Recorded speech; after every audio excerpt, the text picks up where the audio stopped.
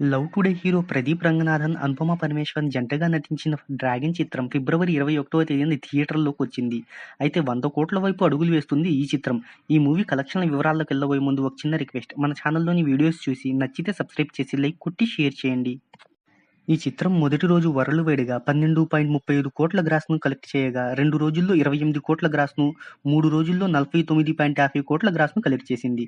దీంట్లో కేవలం ఒక్క ఇండియాలోనే 34.80 గ్రాస్‌ను వసూలు చేసింది. ఈ మూవీ 4వ రోజు వర్కింగ్ డే అయినా కూడా 5.80 వసూలు చేయగా, 5వ రోజు కూడా వర్కింగ్ డేలో 5.1 వసూలు చేసింది. ఇంకా 6వ రోజు సెలవు దినం కావడంతో 4.75 వసూలు చేయగా, మరికొన్ని కలెక్షన్స్ యాడ్ అవ్వాల్సి ఉంది.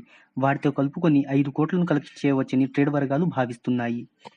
ఈ మూవీ ఇప్పటివరకు ఇండియా నెట్ 40.95 వసూలు చేయగా, వరల్డ్ వైడ్‌గా 64.50 గ్రాస్‌ను వసూలు చేసింది.